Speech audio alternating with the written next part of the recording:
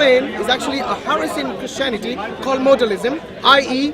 at one particular time they are not one mode.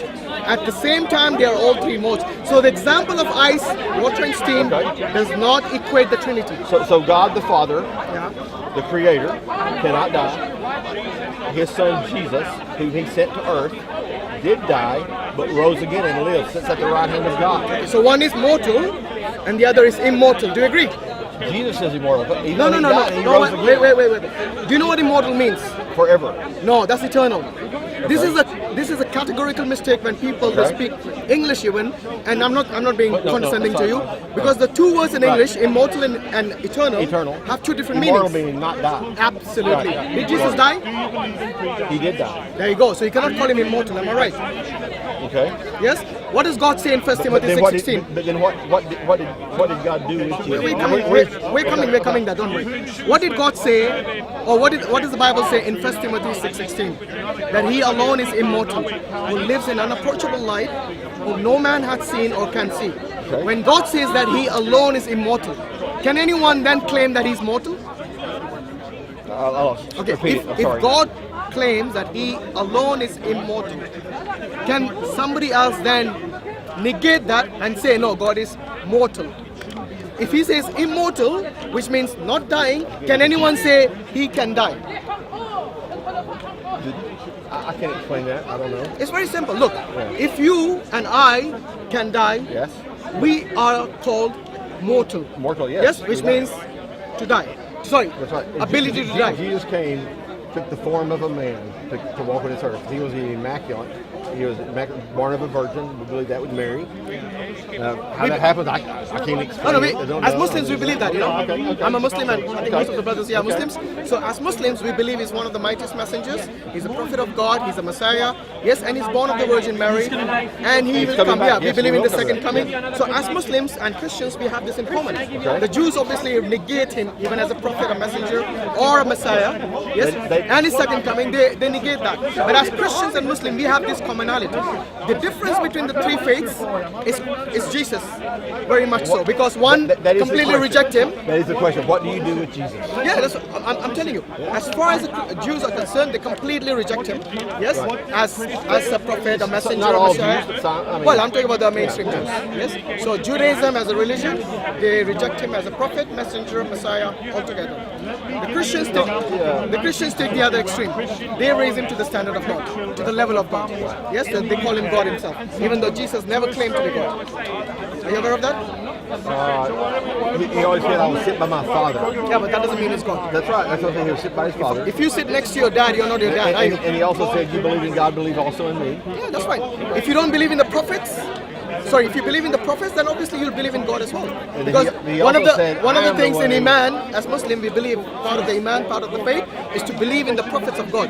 If you do not believe them, for example, if any Muslim claims that Jesus is not a prophet or a messenger of God, he's not amongst the people who are called Muslims. Yes? Because this is a fundamental part of our belief, to acknowledge the true prophets and messengers as messengers and prophets from God. So now going back to the question about mortality of Jesus and immortality of the Father. By the way, do you know that Jesus addresses his Father as not just the Father, but also as God? Do you believe Jesus as a God? When he was on earth, yes, he did. Oh, what do you mean as on earth? Was he not fully God on earth? He took the form, he was without sin. No, the question is not whether he sinned or not. The question is, when he was on earth during his ministry, would you say he was just a man? I appreciate your questions because you're making me think. Which is good, which is the idea. Alhamdulillah, no, that's good. And I appreciate you not yelling. No, so that's why we're here. We like to take it from a logical perspective, because the thing is, God says that he's not the author of confusion. Yes? So when God says to you that he's immortal... This does sound like kind of Babylon. Welcome to Speaker's Corner. Is it the first time here? Yes. What's your name? I'm just visiting. I'm Mike. I'm Hashim. Nice meeting you, Mike. Hashim. Yes. Are you from the States? Yes. Which part? Texas. Texas. Yeah, be careful. George Bush Town. Yeah, that's right outside of our town. His ranch is very near where we live. Yeah. Right, so we've been talking about when God says something. For example, when God asserts that he is immortal, when God says that he is all-knowing, when God says he's all-powerful, then we mortals should not go against those things, because obviously you and I cannot know God fully. We can only go by. Even Moses had to turn his back when he passed by. We cannot know God fully with our limited minds. That is something that is obvious. However, God has revealed certain things about Him, which we do know. So we are not speculating here. So when God says He's immortal, He mentions this in the Scripture. It's in the Quran and it's in the Bible as well. When God says He's all-knowing, then it is in the Scripture, in the Quran and in the Bible as well. When God says He's all-powerful, even that is in the Scripture.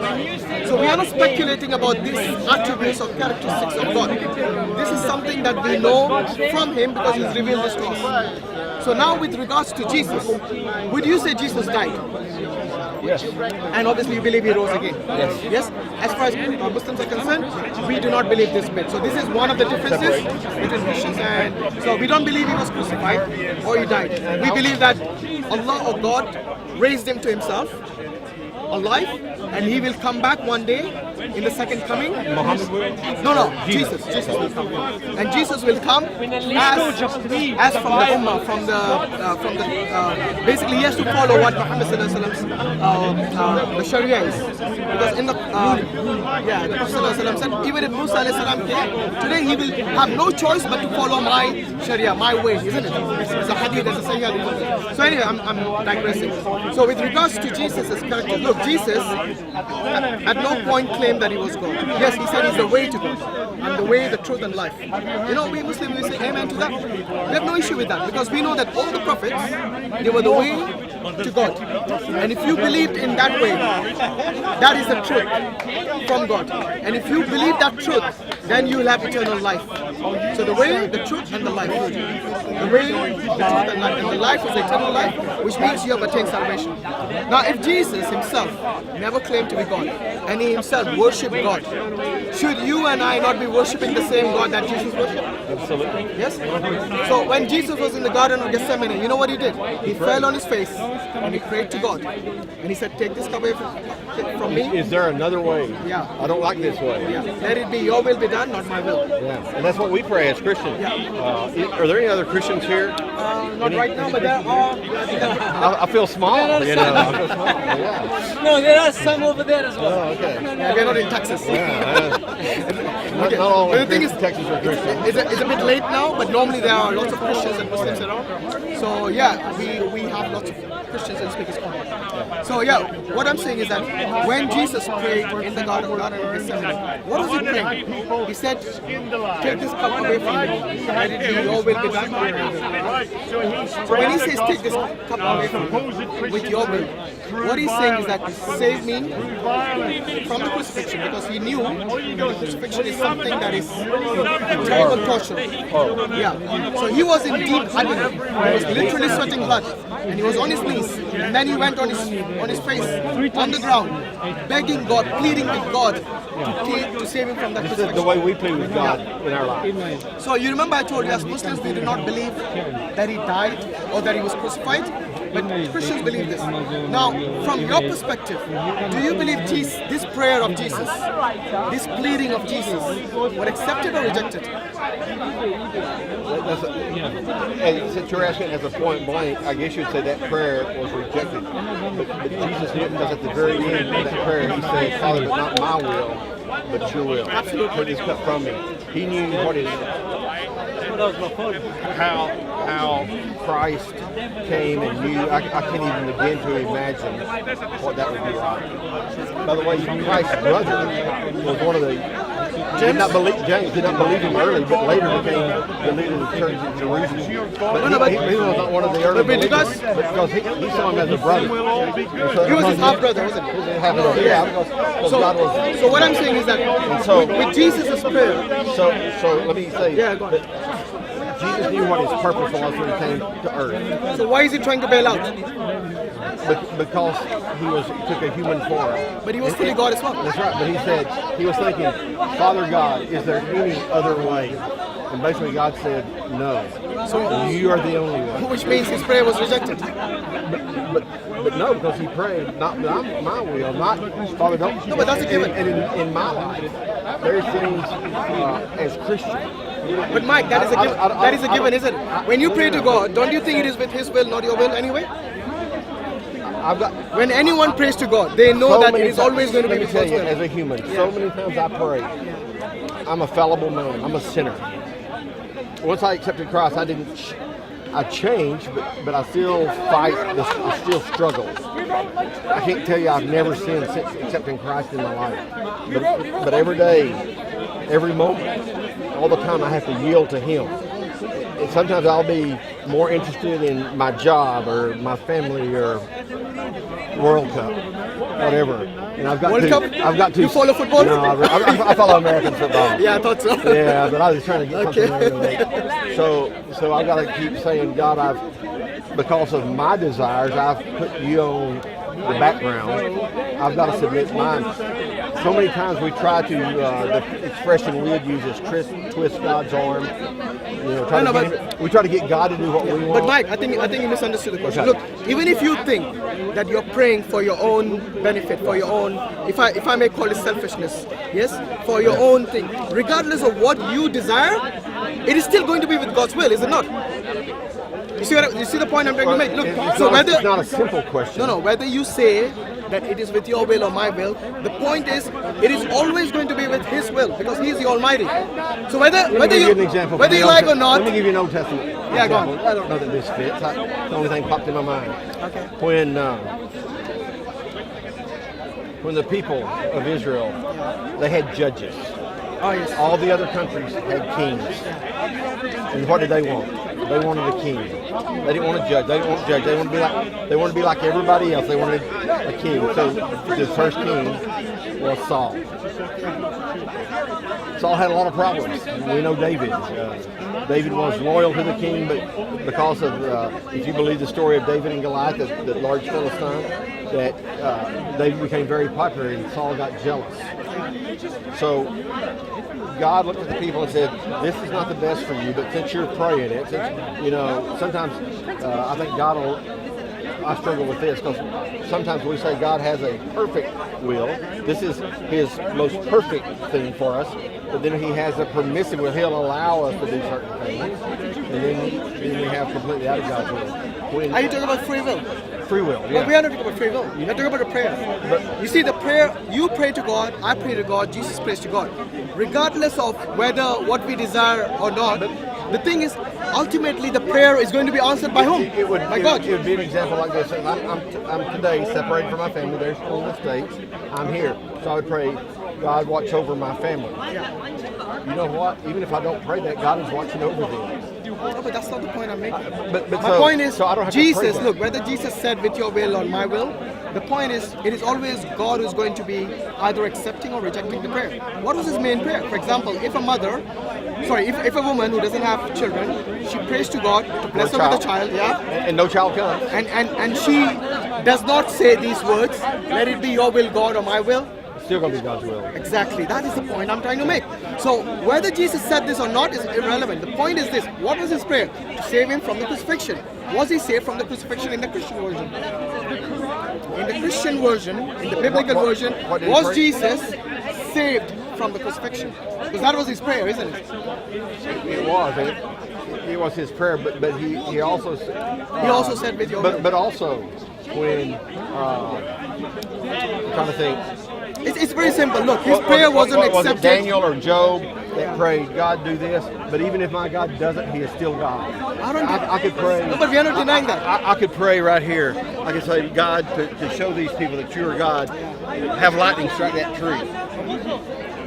But I contain God. But then ultimately it is up to God to accept that prayer or not. And that is exactly what happened with Jesus. The point is, if anyone who looks at this objectively, you have to come to the conclusion that His prayer, which was to save Him from the crucifixion, was rejected. Because ultimately, from the Christian perspective, He was crucified by the Romans, yes? And let me say something. Yeah. This is the hard thing, because I know it is not easy. As a Christian thing, what the paramount, the principal thing is regarding Christ, because you can sit here and try to make academic sense, and to me, none of it. I'm an educated man to some degree. It does not. First of all, why would God even care? Why would He even care about people? No, of course. Look, you cannot say why would God care, because God is our creator. Obviously, he cares but about we us. rejected him. We turned over and over and over. Hold on. It's not everyone. There are exactly. people who do reject, This and there are is- people who accept And it. this is the hard thing because I can't explain faith. I could sit here and say, I have faith that this tree's going to fall over. Faith in what? But Christ says, it's not by our works, it's not by good works. We need to do good works. That's not good enough. It says it is by faith through God's grace because He died for us. We believe He died for us on the cross, spilt His blood as a sacrifice of even the Old Testament. There's no remission of sin without the spilling of blood. That was Christ's blood on the cross. But He says it is by faith. So But isn't faith with- it's not an algebraic equation. Didn't his brother, half brother James, said that without works, faith is dead?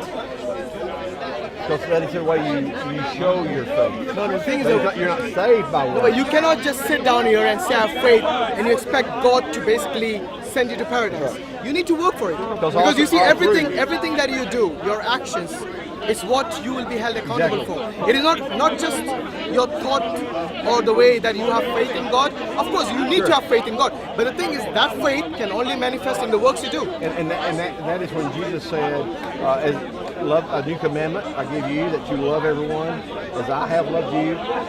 In other places, it says that you should love everyone. Several times He talks about love more than He does eternal. So if I love you, if I love people, I will do certain things to aid and assist and help. No, but it wasn't befriend just. them. I will show hospitality. Look, there's nothing wrong in That- loving. that- But the thing is, Well, what do you but think? we use the word love. Yeah. What do you too think loosely. Jesus? What do you think Jesus will do in His second coming? Do you think He's going to love His enemies? Oh, He tells us He's not. Absolutely. He So says- it's not just love He preached.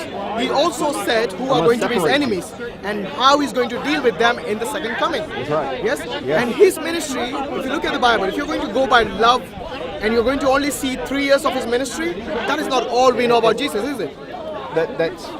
That's the recorded portion. We know about what He did in had the Old thir- Testament. He had 30 years that is unrecorded, and He had His disciples for 3 years. But that's what I'm saying. What you know about Jesus' life in terms of Him loving His enemies or Him loving whoever it is the 3 years of His life when He and His disciples were very weak in comparison to the Roman Empire. Yes? So Well, obviously He you wouldn't persecuted them pretty good. you wouldn't expect Jesus to preach to His disciples to go and fight them, your enemies, those who oppress you, those who kill you, go and fight them back. You wouldn't expect Jesus to do this because that wouldn't be wise of Him. However, when Jesus comes back with His might and His sword, remember Jesus said, I've not come to bring peace but to bring the sword. Because, and this is confusing also to people. This is what people, they say, you say God is the God of love, Jesus is love. How could He condemn anyone to eternal hell? He is love, but He's also just. Absolutely, and which is what And I'm saying. justice. So that's what I'm saying. that's- So now, I don't like justice. why? Because I'm a sinner. No, but anyone, look, you don't need to be. But because You don't Christ need to be is believing sinless me, to identify, acknowledge our justice is right. justification, Christ looks at me, and I am justified by His blood. That doesn't make me perfect, but it gives me something. Even if you're a sinner, even if you are someone who is sinless, Right. you will identify that justice is something that we should all abide by. You don't need to be sinless to identify this. For example, if I ask you, are you a law-abiding citizen? I have broke the law before. No, but mostly you are, right? Yeah. You don't need to be The little sinless. things go too fast. I know what you mean. But what I'm saying is, generally speaking, you abide by the law. Yes. Yes? You don't need to be sinless to acknowledge that, do you?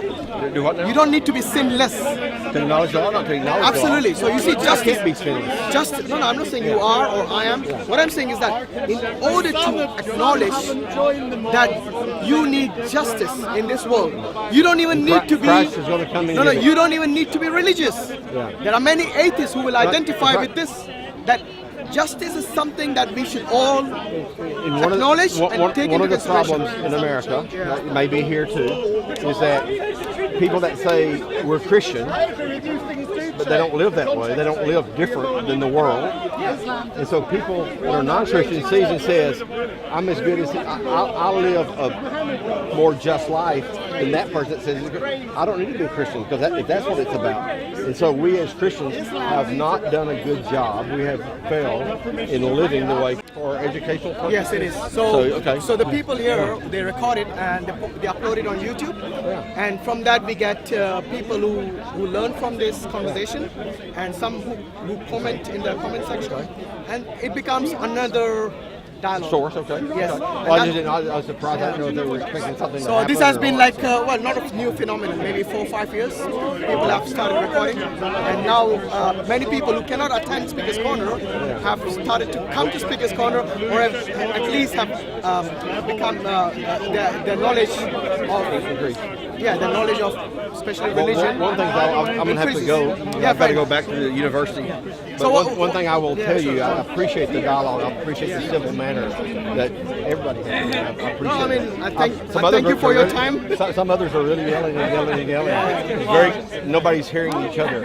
You find a also, variety in as Speaker's a student, you are very well researched, and we differ on who Jesus is.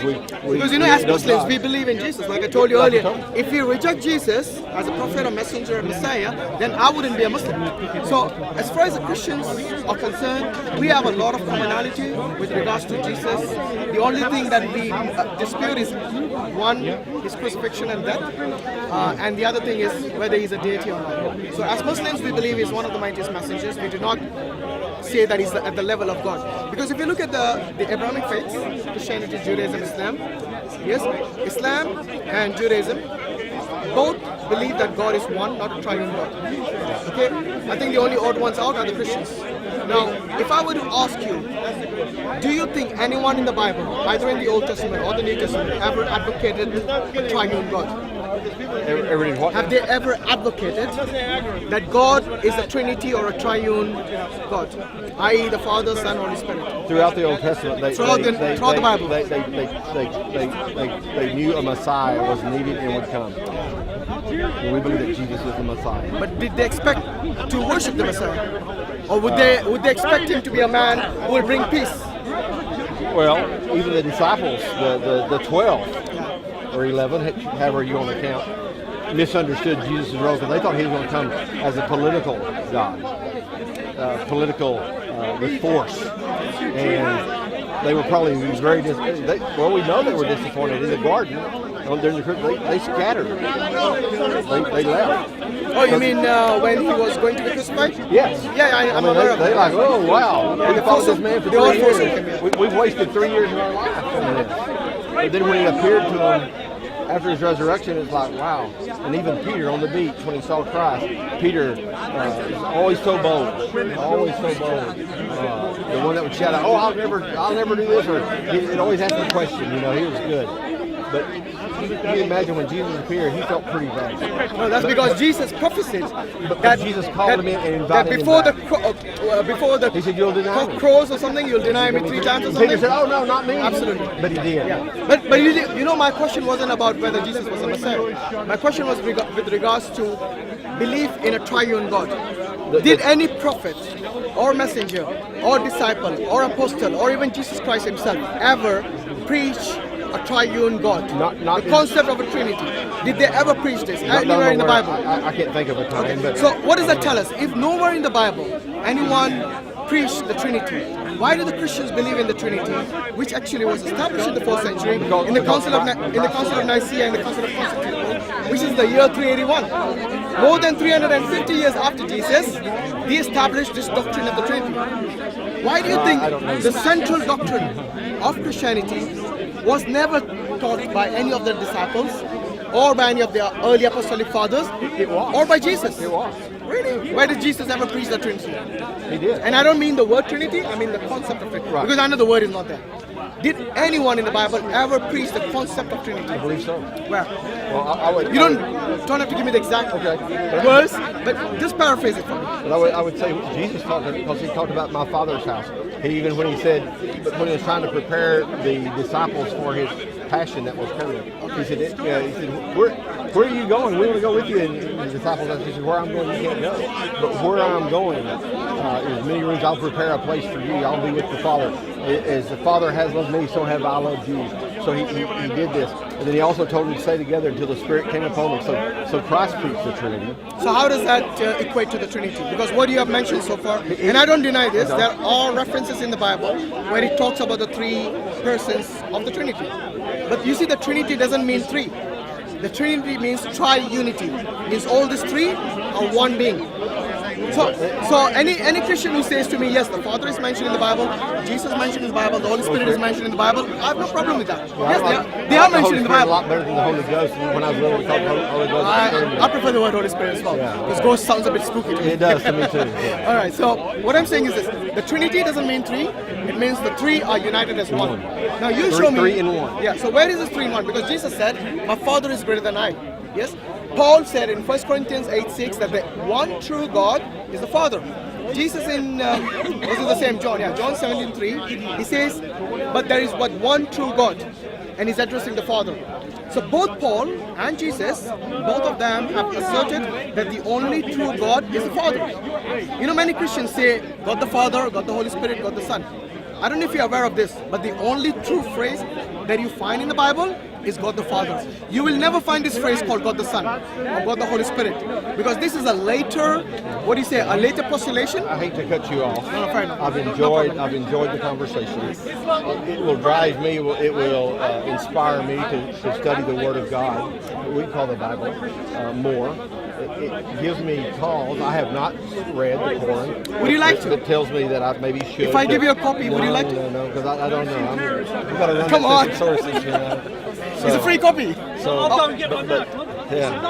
but that's fine. If he doesn't want, we can't force him. You see, we read the Bible. Yeah.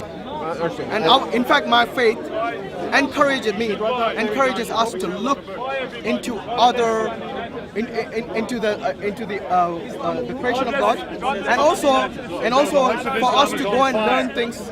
So the Prophet ﷺ, his own companions, they were actually going and learning languages like Hebrew in order to understand the previous scriptures. Take our picture. You'll be on video anyway. Shall we give you the link? Yeah, go on, Mike and me. Yeah. Is that Hashim. Hashim. Yeah? Alhamdulillah, thank you very much. Okay. Yeah, that's lovely. Thank you, Mike. I'm too fat. Well, thank you. And I will say this. I know you guys will pray for me that I will see the light. Likewise, I will pray for you that God will reveal himself to all of us. Let us both pray to the God of Abraham. Absolutely. Is that fair? There you go. Thank you very much. You take care, mate.